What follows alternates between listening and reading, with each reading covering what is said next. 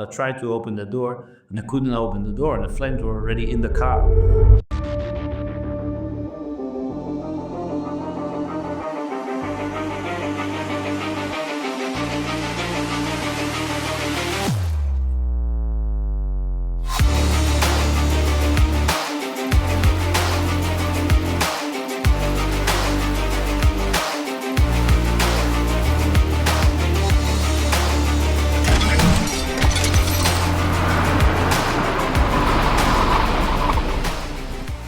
So my name is Carlo van Dam.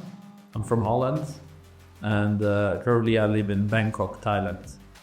So yeah, I started obviously go-kart as many other drivers and won the European Championship in 2001. That was kind of my breakthrough. And after that I ended up racing in Formula cars and finished, won the F3 German Championship 2007 and 2008 in Japan. Moved to Japan and then ended up racing there in Super GT.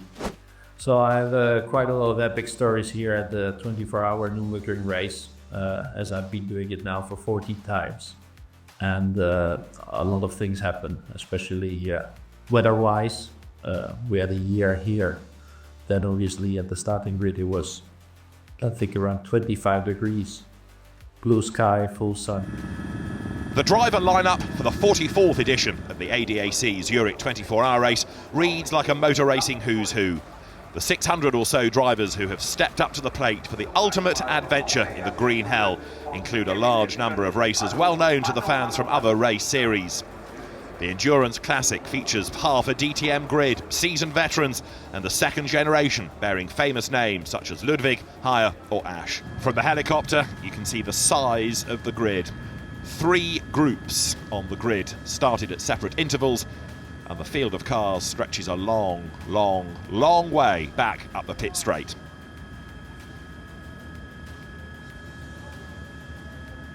The drivers are ready, the teams are ready, the fans are ready. With top teams and star drivers, this is going to be one of the most competitive runnings of the Nürburgring 24 hours ever held. The race would start in glorious sunshine. The drivers had little idea of what was ahead of them. Actually, 3 laps into the race, a big hailstorm came. A lot of people, especially racing people, have seen the images of cars getting stuck. GT3 cars literally couldn't drive around the corners anymore. Torrential downpour at Fuchsröhre and the ADAC forest sections. Many cars head off into the gravel trap and bounce off the Armco. The drivers can't keep the cars under control any longer. They aquaplane off the circuit and plough into the gravel bed and some even into the barriers. Some cars have made it back to the pit lane. Others, though, are stuck on the uphill sections of the circuit. They're unable to move in the hail.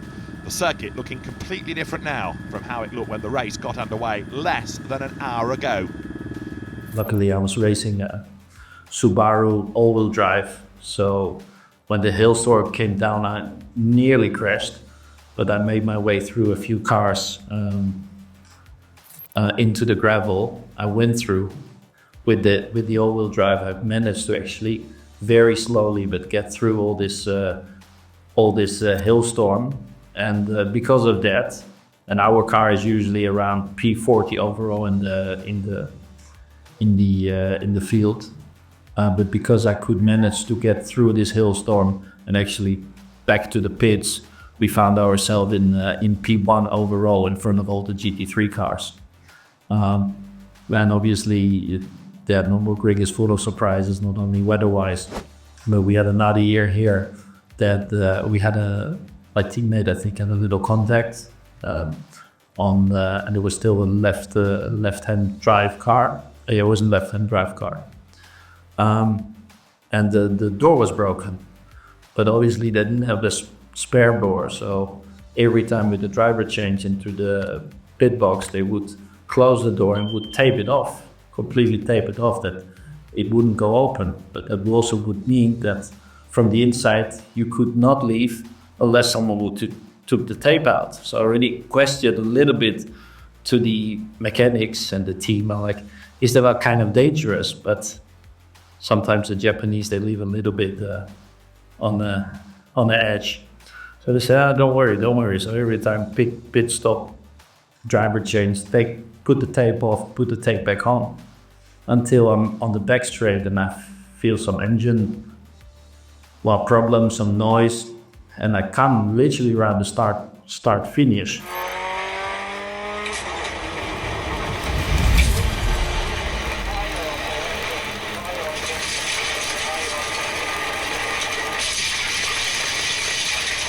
And the turbo blows up and it starts burning right front, and I'm on the left.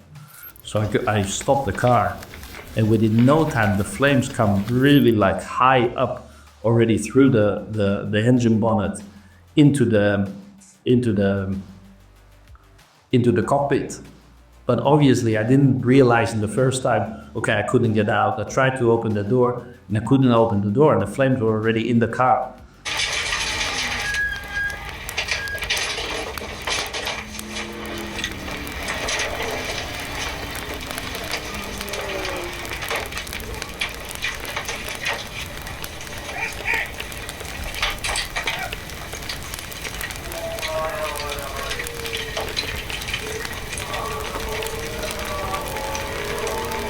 So I had to find my way to the other side of the other door. I already broke actually the handle, the opener.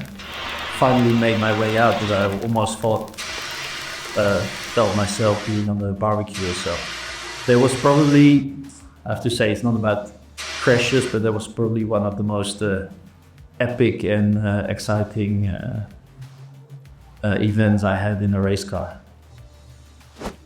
Yeah, it's not kind of panic, but I was like, okay, that doesn't work, because initially I tried to actually push that tape away to make sure that thing would open, but that obviously didn't, and then that flame came on, and then I got a little scared, like, okay, doesn't matter what, I need to get the heck out.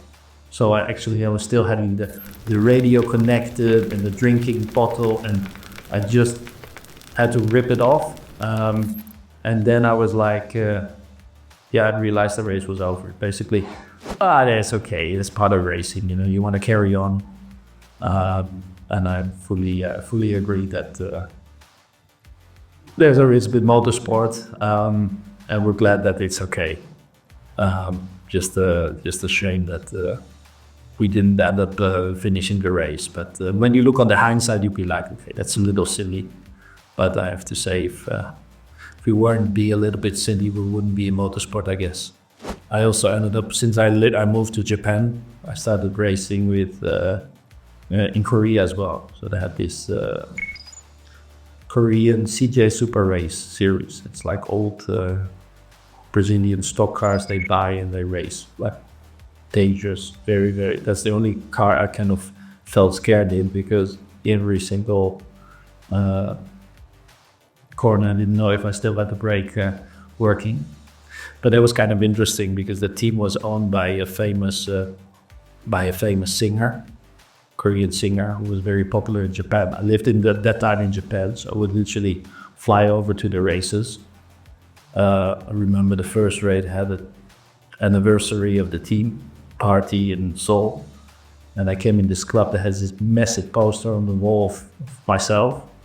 They claimed they had a 10-year anniversary of the team, although they only existed 7 years. So Korea was only about like partying and show. And I came on the track, I think the next day, with a massive hangover. I inspected the cars. There was literally for 3 cars, another teammate, he was famous, is a famous Korean actor. And they literally had for 3 cars, they had, I think, 2.5 mechanics, 1 engineer, and 15 race queens.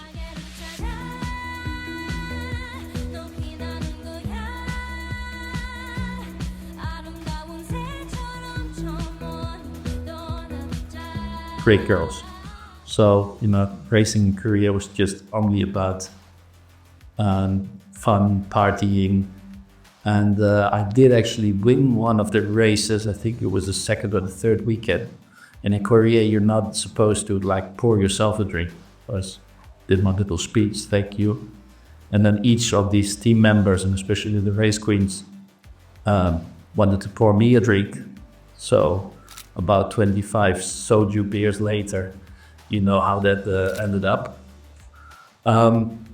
It was just like, yeah, for me, Korea in terms of fun, I think was probably the highest fun, because it's as you can see with the K-pop and the drama series, it's all about the shows, and I have to say I've been back last year, but it's just it's a very small series, but it's all about fun. Actually, they do alcohol test in the morning of the race, because some drivers would actually show up drunk at the warm-up.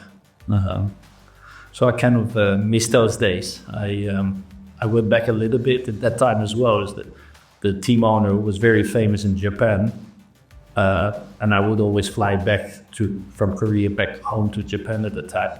He had a very big Japanese following, so there was a lot of especially middle-aged women who was a huge fan of the guy. Actually, he is acting, he was singing, because he wasn't very fast.